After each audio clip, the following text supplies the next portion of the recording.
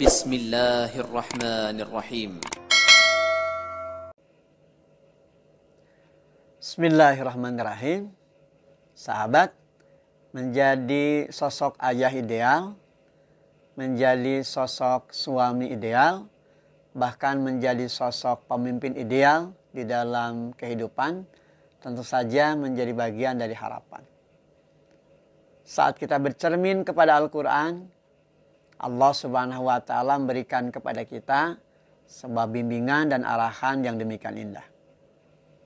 Bagaimana Al-Quran memberikan contoh tentang napaktilah sejarah kehidupan umat manusia yang sepanjang sejarah kehidupan telah menorehkan tinta emas dan tentu saja menghadirkan keteladanan di dalam kehidupan.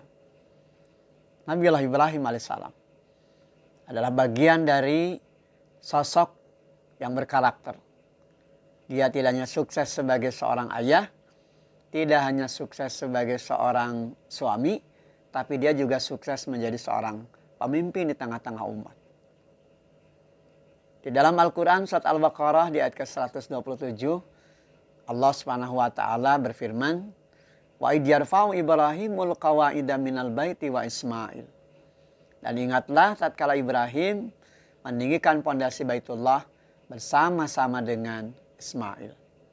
Seraya mereka berdoa kepada Allah, "Rabbana taqabbal minna innaka antas samil alim." Ya Rabb kami, terimalah amal-amal kami, sesungguhnya Engkau Maha mendengar lagi Maha mengetahui. Ada dua hal dari dua perkara yang sejatinya menjadi pelajaran yang tentu saja syarat dengan makna di dalamnya. Hal pertama dan utama terkait dengan harmonisasi hubungan antara seorang ayah dan anak. Ibrahim tidak pernah curiga kepada anak. Karena anak menampilkan diri sebagai sosok pribadi yang berbakti kepada orang tuanya. Sebagaimana halnya Ismail juga tidak pernah berlaku durhaka kepada ayahandanya Ibrahim. Karena Ismail sadar betul ayahnya Ibrahim alaihissalam adalah pribadi dari sosok ayah yang bijak. Sosok ayah yang ideal. Yang senantiasa menghadirkan semangat untuk bersama-sama menghadirkan hidup dan kehidupan dalam harmoni hidup yang penuh dengan kebersamaan.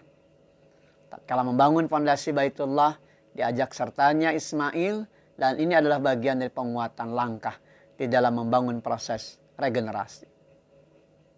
Hal kedua terkait dengan kesadaran bahwa segala hal yang dibangun dalam kehidupan bukanlah karya pribadi semata. Namun ada rencana terbaik di sisi Allah Subhanahu wa Ta'ala.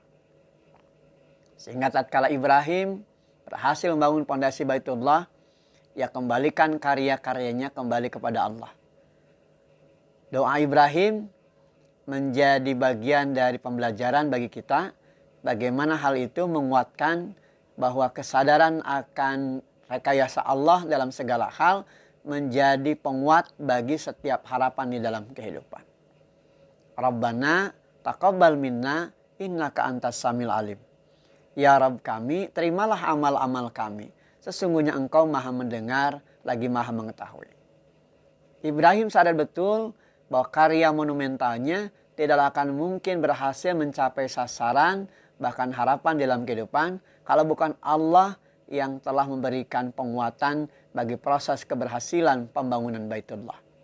Maka dalam ruang lingkup kehidupan bermasyarakat, dalam sebuah peradaban dimanapun dan kapanpun, inilah bagian dari penyadaran hidup yang harus terbangun di dalam kehidupan. Jangan sampai ada yang merasa paling berjasa, jangan sampai ada yang paling merasa memberikan kontribusi di dalam membangun, karena bagaimanapun tentu saja pembangunan dari sebuah peradaban itu hadir karena adanya kehendak Allah Subhanahu wa Ta'ala.